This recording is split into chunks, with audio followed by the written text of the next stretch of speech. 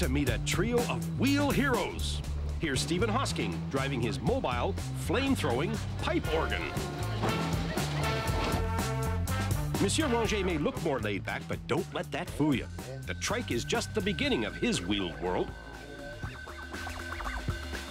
And then there's Ken Kesey, author of One Flew Over the Cuckoo's Nest. Back in the 60s, Kesey took a magical bus ride that blew the minds of a whole generation.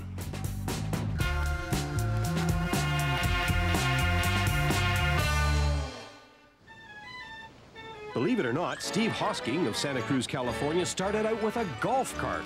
But those aren't golf clubs sticking up like a peacock's tail. They're organ pipes. It takes a wheel genius to take a show like this on the road.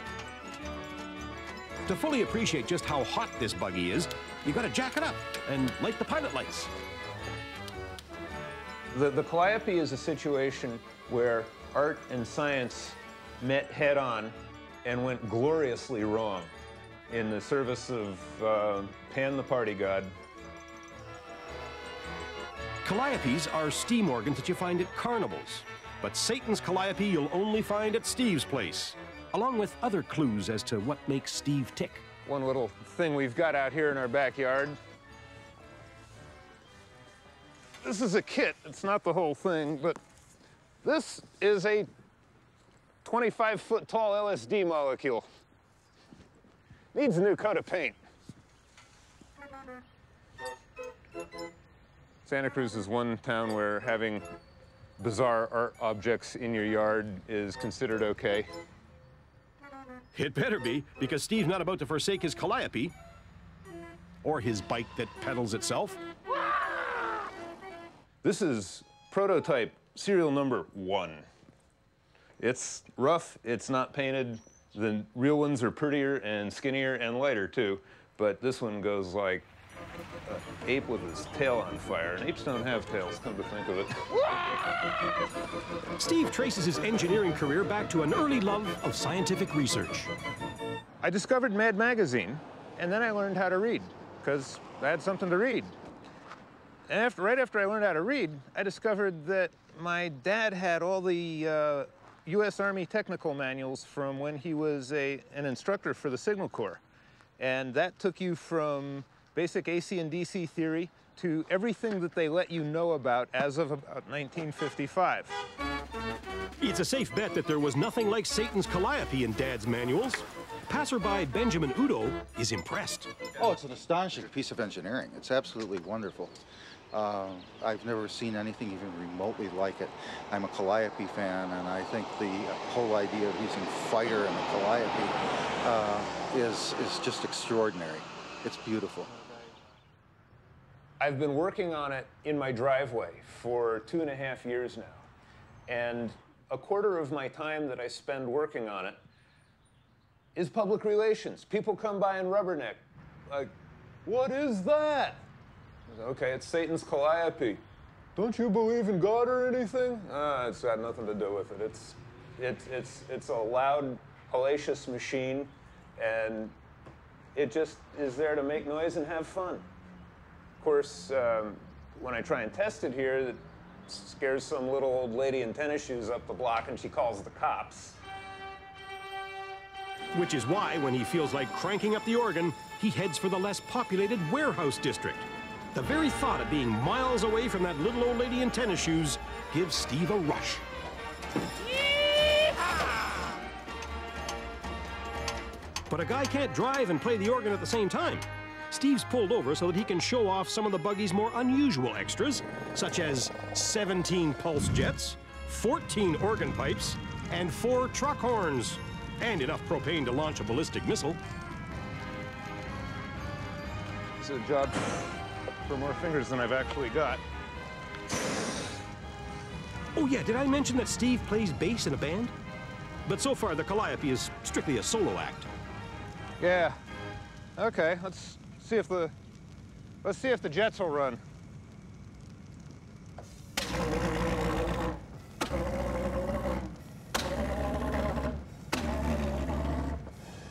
That one's got a problem. Jammed fuel valve, maybe?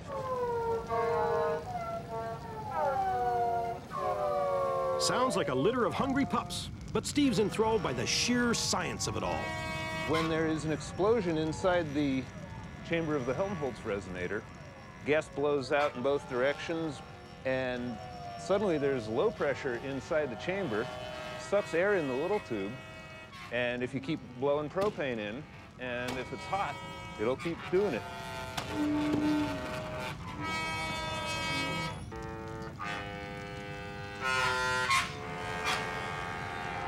Not your mother's parlor organ.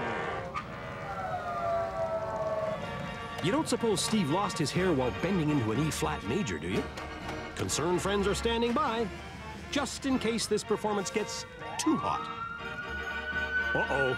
The little old lady in tennis shoes must have seen the fireballs from her place. Here it goes.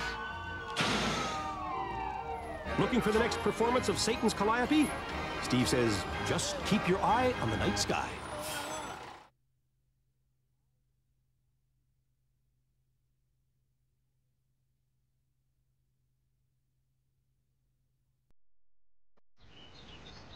To the city of Ottawa now, home to Réal Ranger. Réal is going on 80, but he still likes to take one of his homemade cycles out for a spin.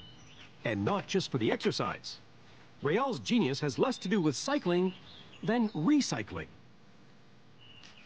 You find a screw, you pick it up.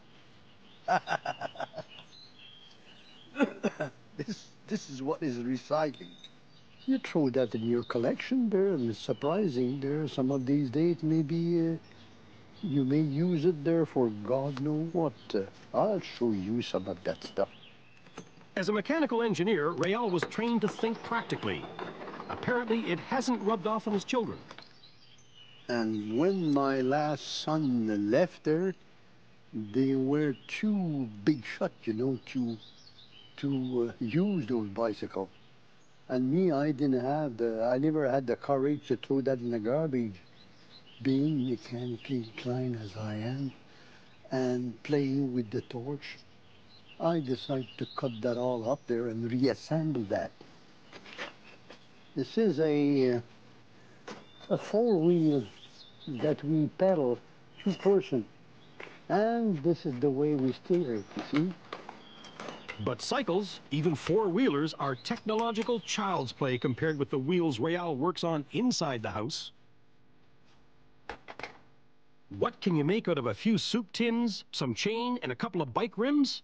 How about a clock? And not just any old clock, but a clock based on an unfinished sketch by Galileo, drawn more than 4 centuries ago. Cost of this masterpiece? Not for sale. Still, you have to wonder, Réal, what's it worth? That's a good question. I don't know what evaluation they would put on it, but there's quite a few hours of work on it. It took me 5 years to find the mathematics of the clock system, and so from there on, this is where I could work once and for all, but it took me 5 years to succeed with the first one. Aha!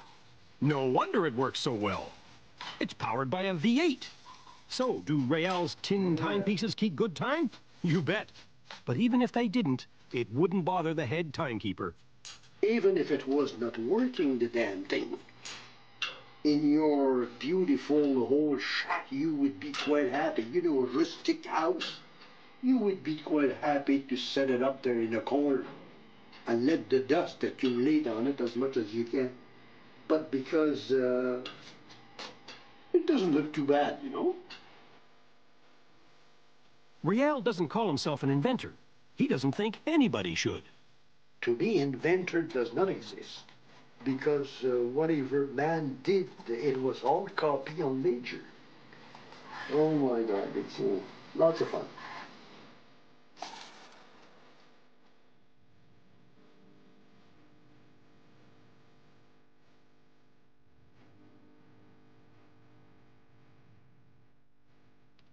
And can you imagine the number of hours I spent on that? And as I was showing you there a few minutes ago, there, it's surprising.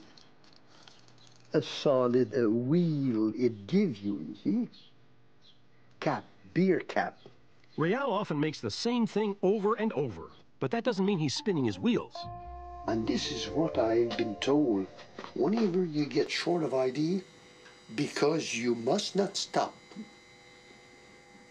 Repeat yourself until you get a new idea to work on.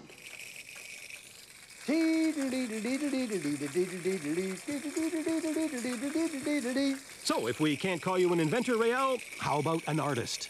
I'm more an artist. If there is any artist in this world, we are more observateur of that beautiful nature than anything else. We learn very young there how to sharpen our power of observation. And this is only by a such power of observation that we discover the mechanism of nature in order to facilitate our existence in this world. These are my daddy's tools, because whenever I use that tool, I must have watched my dad a long time, devour him there with my eyes. Because when I grab that tool, it's not my hand that I see, it's my dad's hand. And so, there we go. Beautiful stuff. Beautiful stuff from a beautiful man. Merci beaucoup, Monsieur Ranger.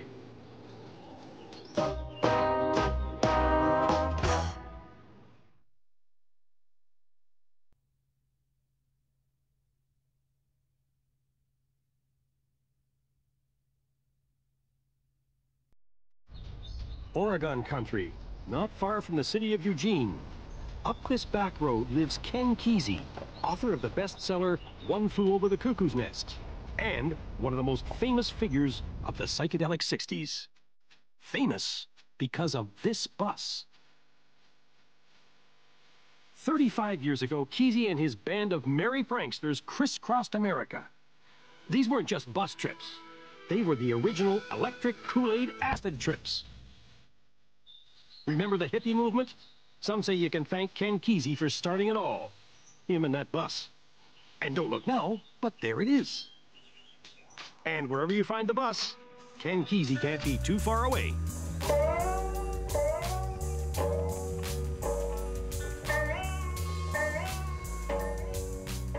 Kesey still marches to a different drummer. It shows up in the music he makes in his studio. And in the movies he's still editing. Videos of his wild odysseys, 3.5 decades after the fun began. We were coming back from the opening of Cuckoo's Nest in New York in 1963. So we said, let's come back in next year and go see the World's Fair. It got to be the next year, and pretty soon there were more people on it than we could get in the car. And so Mike Hagan went out and bought the original 1939 International Harvester. Some of those pioneer pranksters are still with Kesey, like Ken Babbs. See, when we were doing that, we were filming and taping the whole thing. We were going to make a movie that we were going to edit and release in the theaters, and it was called Intrepid Traveler and His Merry Band of Pranksters Look for a Cool Place. And the editing and matching the sound with the film proved to be too much for us. Our little fingers cutting that film and matching the tape together. And the tape was done on a tape recorder, a reel-to-reel tape recorder, and in the back of the bus was a generator that powered the tape recorder. And sometimes the generator ran too slow. So when we played the tape, it would be, and sometimes the generator ran too fast. So when we played the tape, it would be, what are we going?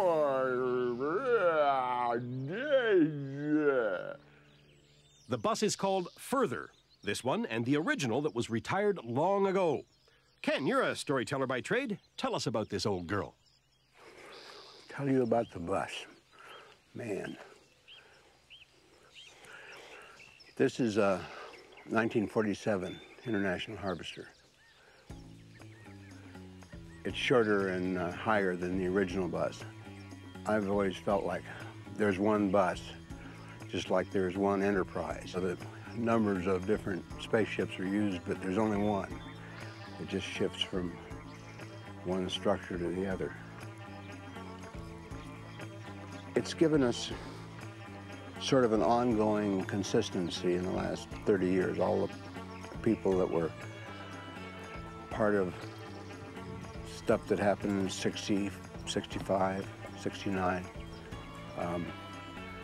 everybody feels good about the bus. And you can just practically take it anywhere. When we were in England last year, we would pull into like a beach at Brighton, and the people were financing us over there was Channel 4, and they would have made news of it, and so there on the beach would be 200 or 300 people that were there to see the bus. And when they came out to see this bus and saw all these other people, it just was a glorious thing to watch them relate to it.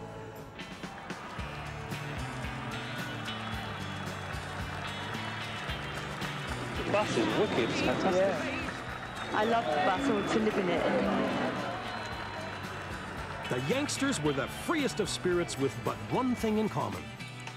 All we really have that we can all agree on is this bus.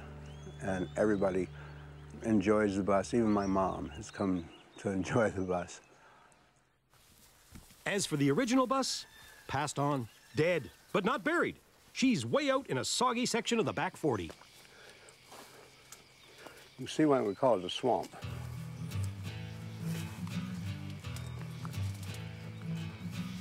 More than one museum would love to restore this historic relic, but Kesey is happy to let it rust in peace. Yep, this is the original rig. It's been down here for 10, 15 years, I guess.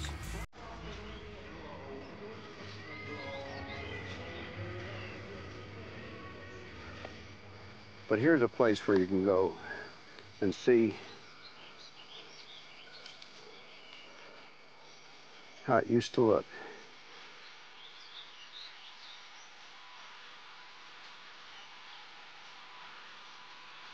The Grateful Dead traveled more than a few miles in this bus. So did poet Allen Ginsberg. Even the Dalai Lama had one foot inside before he decided it probably wasn't such a good idea. They did some goofy things, but the pranksters were legitimate writers, artists, and musicians, expanding their spiritual frontiers through inspired foolishness. At least, that's the theory. Right here in the middle of it used to be this guy all leaned back, and out of his heart from this side was this swoop of hearts that came up on this side of the bus. And out of his body on this side was this blast of lightning bolts. And he's gone now, but you can still every so often see a heart. The whole scene that you watch down at the office is a good example of the power of this vehicle. And it's a remarkable thing. People that would disagree with you about everything else, but they love the bus.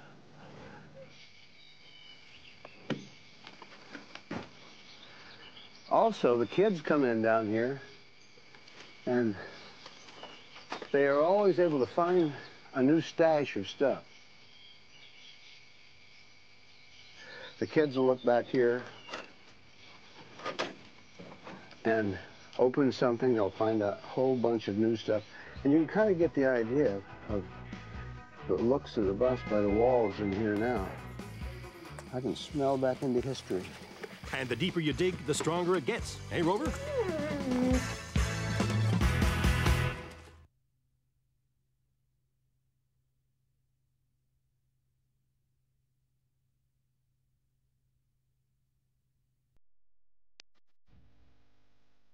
Ken Kesey, the guru of acid and psychedelic pranksterism, has a busload of memories to last the rest of his life. It's amazing that we got through it without having something bad happen to us. It was incredible that we drove this bus and still do, and it's never had a ticket. You know, from 1964 till now. Who's that bundle of energy at the wheel? The man Kesey figures was the real driving force, Neil Cassidy. As time's gone by and we've looked at all of this footage and listened to all these tapes, it becomes clear that this was an exceptional human being here with a purpose, and we were part of that purpose. And I think Ginsberg realized it, and the whole beatnik crew realized it. And he kind of offered a connection to the beatniks. There's the beatniks and there's the hippies. And we live in the crack between them. And Cassidy used to say, yeah, we're crackers. Crackers or pranksters, Kesey and his merry men used this bus to mobilize a generation. Okay, Hap, go ahead.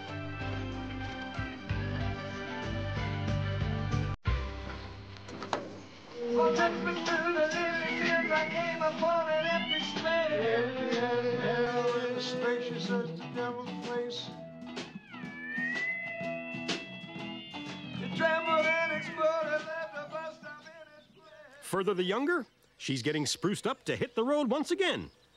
Next stop, Cuba. Ay, caramba. Hats off to Réal Ranger, still figuring out new solutions to old problems. Au revoir, Réal. Hello. Ken Kesey, a wheel American hero who's been making waves, extremely weird ones, for as long as anyone can remember. And Steve Hosking, a man who makes music and fireballs. Tell us, Steve, can you see any light at the end of the tunnel? What is the future? It's so bright you gotta wear welding goggles.